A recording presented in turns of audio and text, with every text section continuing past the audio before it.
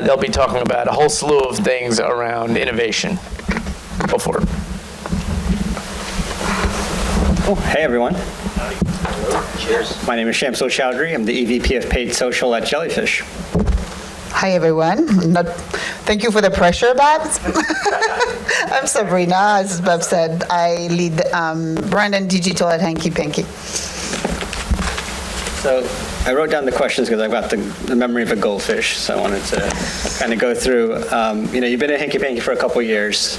Tell us how you got here and your whole story into retail and your past experiences and how you got here.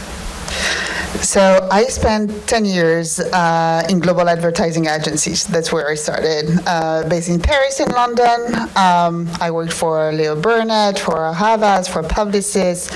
And I'm telling that because it's very relevant to our topic.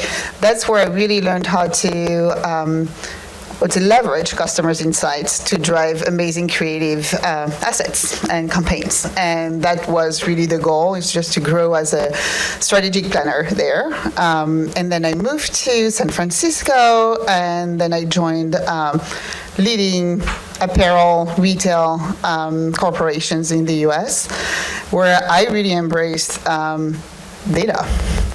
In Europe, we're not very strong at data analytics, to be very fair. Everyone was focused on Cannes and having the best campaign ever and be rewarded. But getting to the US and being able to work with a lot of great minds, and I was based in Silicon Valley, it was amazing to see that not only can you leverage customers' insight and universal truth to create emotional connections, but you could also really embrace data. So I would say I'm the most data-driven brand marketer out there. It's been 10 years, and I joined Hanky Panky a year ago for one very reason. I was at Lofton and Taylor just before, and I was leading marketing strategy and customer strategy there. So I had customer insight, customer analytics, and brand marketing reporting to me, and I had so many insights, so many data points, so many opportunities, so many great ideas. But I was facing, and it's not just relevant to Asina or this organization, just so many silos. And even with the support of the CEO who wanted to be customer centric, it was kind of impossible to move fast enough to leverage, integrate these insights, and really drive our strategies. So that's why I joined Hanky Panky, a smaller team, a nimble but very smart team, and that's what I want to create. It's really a lab for an organization without any silo. So what's your remit at Hanky Panky? Are you overseeing just brand? Is it performance? Is it both? So it's both. I oversee creative, brand marketing, digital marketing, and DTC, so e-com, Amazon, and our newly open stores. Very cool. We'll get into that in a little bit. So I love the fact that you oversee both brand and performance, because oftentimes organizations separate those two. What's the value you've seen being able to tie those two together? We talk so much about lower funnel and awareness being separate, but now you've got purview over everything. What are some highlights that you can see that's come from that role in your organization? Oh my God, plenty. The first one is having a team and different leaders in this team with the same focus, same goals, same mission, and same excitement. So imagine a team where you have a creative team who will embrace your email performance data, or performance team working with marketing, brand marketing, and understanding how can we drive a stronger brand equity during the year and not just only performance. Think about e-com. I have my head of e-com here who can really embrace storytelling and creating experiences and innovation on our e-com, customer purchase journey. That makes a difference. That's a lab. That's something that I always dreamt of. It's very powerful. And then we can make decisions based on these two things. How can we protect our brand equity? Right now, isn't it a topic? We all, deal with the macroeconomics. how do you, balance performance and, driving a stronger brand equity for the future? How can you get stronger after we ride this wave, if I may say? That's, what we talk about day in and day out. And I don't have to see a brand marketing team begging, the digital marketing team, can you give me a few dollars? I have this branding campaign to run, or vice versa. So it's kind of magic. A colleague of mine wrote an article about like performance plateauing, where a lot of brands are just focusing on bottom of the funnel. And when you and I spoke last week, you had a really cool story about like bridal planning and all the stuff that you guys are seeing from that. You want to share with the audience what kind of insights you've seen by able to tie in like the long funnel, the long purchase cycles of lingerie in particular? Yeah, I think that's a good example. That's something that we uncovered while doing it. The basis of this kind of innovation or breaking the silos is to be customer centric. If you're customer centric, you're obsessed with these customer journeys and understanding your customers. How do they shop? What do they need? How to create this emotional connection? And bridal is a great example. The bride to be is not purchasing, just seeing your ad and purchasing right away. Like there is a full prep to this wedding, a full journey before she gets into what do I want, what's the theme of my wedding, what's the color of my bridesmaids' dresses. And it's really based on inspiration and research and being able to cover this full journey. We saw just investing on Pinterest, which we do not usually. That's where she creates her inspiration boards. So just being there, being present, drove a lot of traffic. And then when she was ready to buy, she chose us. Can you do that if you just work with, your performance team and you're like focused on short-term ROI? No. And this is a debate we're having. Just like, oh, you guys are driving so much traffic, it's not converting. Yes, but it might convert later on. So it's being able to cover the full customer journey and really look at your performance funnel.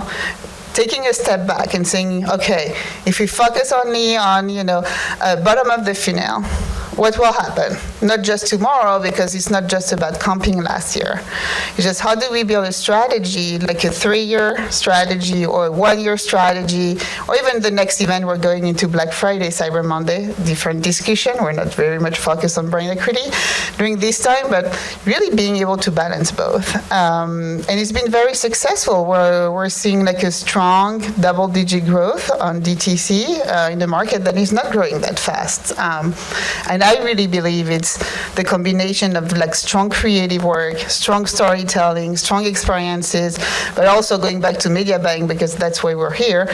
It's being able to balance your budget and give the team the opportunity to take some risk and to take just part of your budget for everything you want to test. Is it working? Will it work? Will we test it? Yes. I just heard the end of the panel before. How do you do like fast, cheap testing so you see if you want to invest in something? I have another example here. We even drive the product investment for next year. So when we hear something, we see a behavior, we saw that, and I will take this example because Babs said it will be this, this sexy panel. So let's talk about sexual wellness. I joined Hanky Panky a year ago, and we wanted with my new creative director, we saw our assets talking about sexy lingerie. And it was not really how we thought about it initially. So we shot it very quickly, simple, one-day photo shoot, and we said we will shoot it just to focus on how women feel wearing sexy lingerie and not how they look like. It's very different. So Savage Fenty, it's how you look like. How do you project to someone else? Victoria's Secret is the same. It's like, no, how it makes you feel. Like sometimes you can talk to women here, or maybe men also, but if you wear very sexy lingerie, even under like a very oversized sweater, you feel powerful. You don't have to show it to anyone, but that is the feeling we wanted to bring.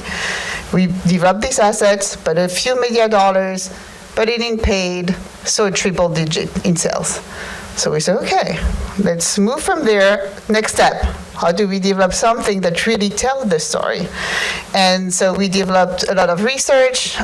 We did a survey among 4,000 US women. We started to leverage also our data. What are they buying? How are they behaving on our site?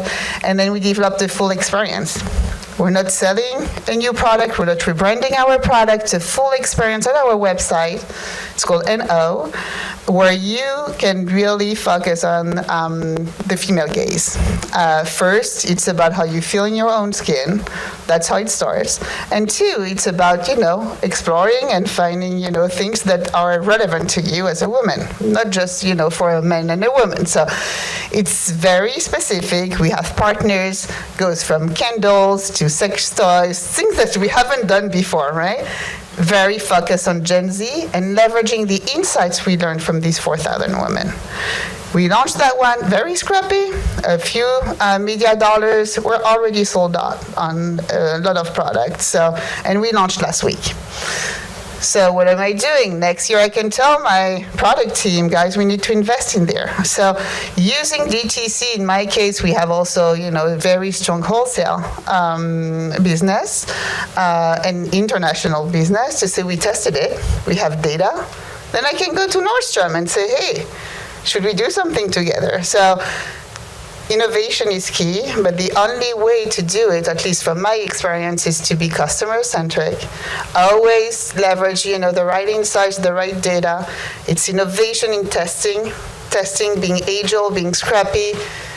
It takes some work, and go with your best guess. And then when you have the data, it's so easy. You can go to your CFO and say, hey, I tested it. I really need, some more money to support it. So my point is, it's impossible. If you don't have a creative team that will embrace it, if you don't have a performance team who will say, hey, yes, let me just reshift my budget to be able to do that. If you don't have an e-com team, we'll just make it happen. Because let's create a new experience on the website without any dollars. Yeah, we do that. So a lot of learnings by doing that. Very cool. So you oversee the creative department as well. I know, having worked in lingerie and underwear myself, the platforms can be a bit picky in terms of what they'll allow you to show, what's approved. What are some cool things you've done to sort of get around that and be able to show your product without necessarily getting it disapproved?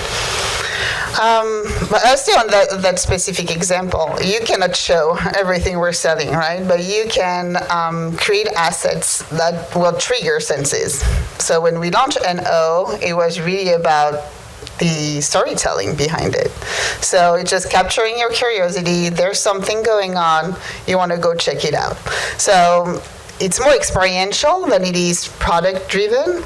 It's more authentic than it is about just pushing products. And it's more about opening, discussions also with customers. We're lucky to have such a strong fan base. For those who know Hanky Panky, a lot of women are really strong fans. You have to create these moments, these spaces to kind of break the taboos and allow women to talk about these topics, and that's what they're asking for, and specifically younger demographics. So you use your platforms, you use your media dollars to create these discussions. At the end, you will sell, but it might not be their first touch point. Again, going back to branding and performance is allowing that. So in terms of those scenarios, I know CFOs can be quite scrutinizing with budgets. How are you sort of navigating those conversations if they're seeing, hey, our ROI might not be hitting target? How do you navigate that? I would say with the inventory issues that we all have, if I tell her I want to test it, I need a few dollars, so we make sure that what we invest in products next year is right and based on customer demand, she loves it. So yeah, we'll always find a way to fund it. I think that's something that I want to. For now, we really protected. I would say less than 10% of our budget. And with what's going on, I really believe that you have to bring a strong point of view. You have to stand for something. You have to not only focus on your functional attributes, but also the personal, and emotional uplift of what you bring to customers.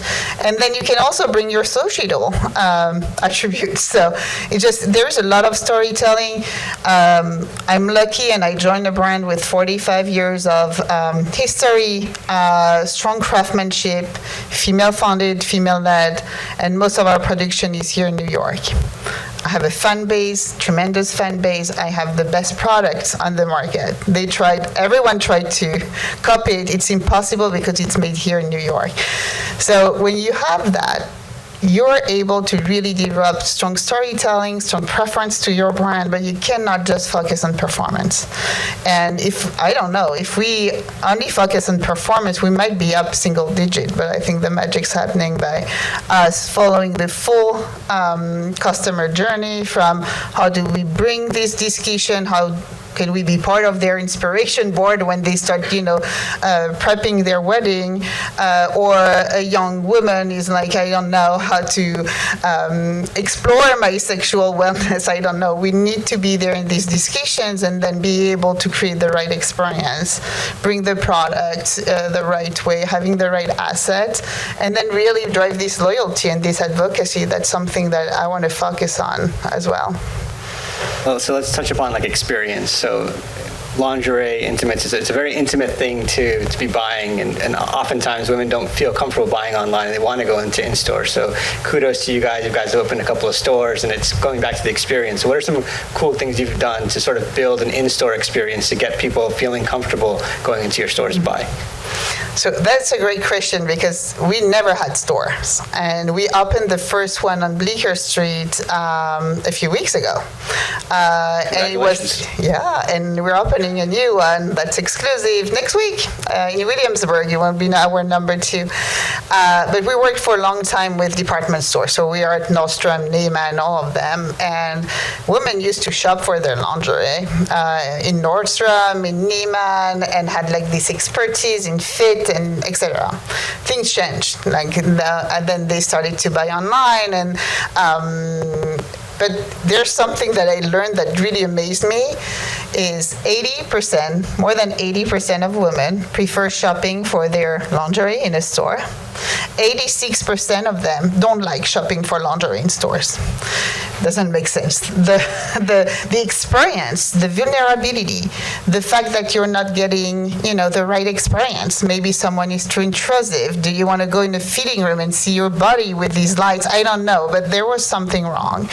And the fact that, Hanky Panky focuses more on how you feel before focusing on how you look like for someone else. So it was really what drove us to create new experiences in stores. So if you ever go on Bleecker for your holiday gifting, just come by the store, you'll be able to see. But we wanted to create a very intimate space, like your closet. So you feel like you're in a very nice closet area. We have amazing store associates, and this is where things happen. But it's not selling products, having the right discussions. So yes, we have women who will come and say, I had a C-section. I don't feel, as good as I felt before. Or, I don't know, I'm going through my menopause. I don't like my body. These are the discussions happening every day. And you need the right store associates. You need to embrace that. You need to create spaces where they can really be vulnerable, but also uplift them. How do they feel when they go through that? So we're bringing speakers to talk about these things. I think I told you 29% only of U.S. women feel well represented in advertising. It grew from 21% 5 years ago. So that's the progress we've made. Is it right? 29% really? So my take is we should body diversity, different, color skins, but no one's really talking about, what it feels like, what's the journey they're in. And there is no spaces also, maybe your best friend, you will tell a lot of things, but when it goes to intimates, is there anything more intimate than intimates? No. So we need to create spaces, moments where they can talk, where you can educate them. One other example that we didn't talk about is Gen Z. They're comfortable talking about everything. virtually. But when it goes to like creating a relationship, dating, even not even talking about, going further, they're totally lost. So it's like, how do you as a brand help and uplift your customers and make sure when they show up, you're here to uplift them, to give them, a chance to engage with the brand. That's what our stores are doing, because it's this, it's difficult online, even if we invested in live streaming. That's a place where we want to, grow and experiment, having speakers and experts to come and talk about these topics. But in stores, it's happening, organically. And since we opened, these stores, overperforming. That's why we're, growing and growing. Are you driving people to store, or is there any sort of messaging on the website that kind of encourages people to try in store or anything like that? Yes, for our customers we do, but we're not in paid. We're really measuring now organic traffic, and one of our best metric has always been conversion rate. So we triple the average in the market in conversion rate, just because the experience is right. I think the product's right too, but when you start thinking about your website as you think about a store, and what is the experience you want to bring? What do they have in mind when they come? What was the touch point before they came to your website? And where are they in their journey? Then it makes a big difference. I think pre-pandemic, shopping was just kind of a transactional thing going in store, and I think it's very cool now that you guys are leading the pack in terms of making it more experiential. So very cool examples. I'm all questioned out, so we can turn it over to the audience if they have any questions. Go for it.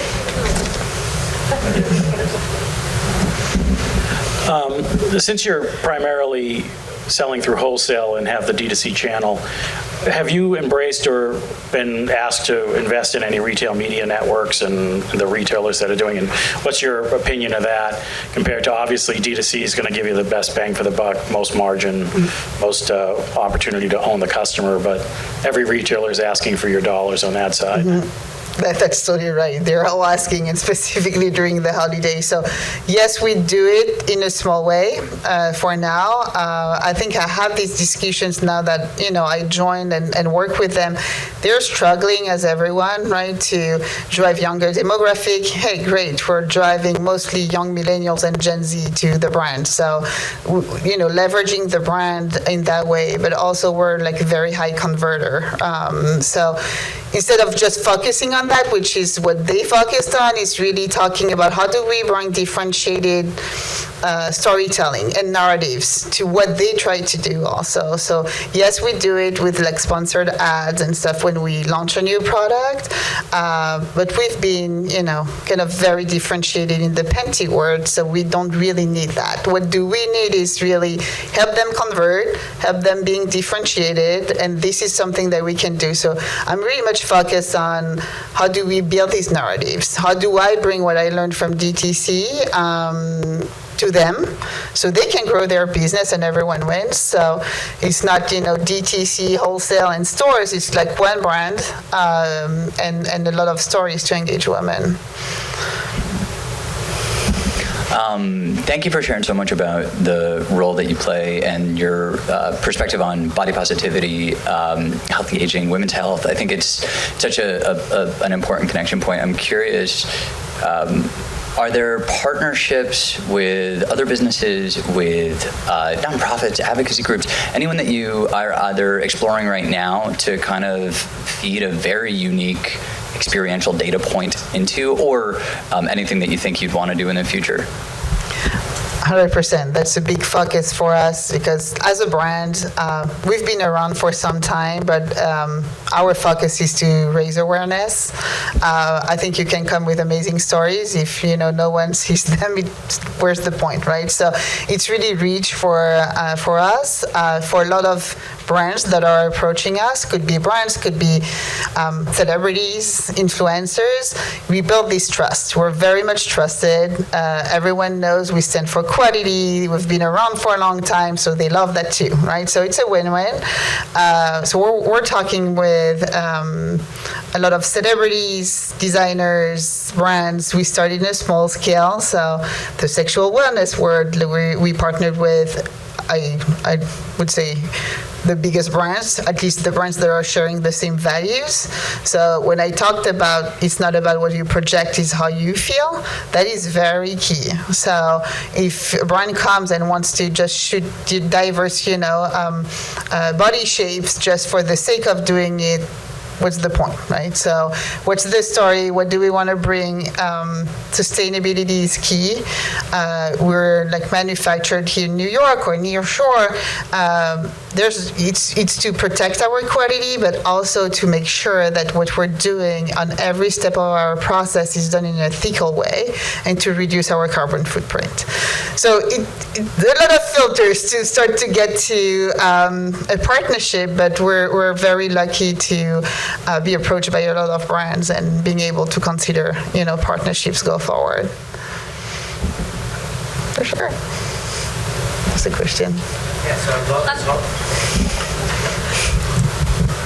I can project without this, though. I love this concept of this whole brandformance, where you're sort of putting both branding and, well, it's a term that we're trying to get out there. And we're doing the same thing with a lot of our customers as well, the ones that are performance-driven or branding-driven, sort of, especially during the recession, how to use your dollars more efficiently. Are you doing this with both digital and traditional media? And if so, how does attribution look, and how quick can you react? Because, the programmatic world is very different than, let's say, the print world and sort of everything in between. How does attribution look when you're looking at, different forms of media and, and also, whether it's drive to retail versus online? That's a little bit of a loaded question, but there's a lot in your question. To Yeah, I know there are a lot of experts in here. First, we don't have a multi-touch attribution model yet, so that's something that I'd like to explore. Again, arrived a year ago, so we look at last click mostly to measure performance. But to go back to your question. We do mostly, digital marketing.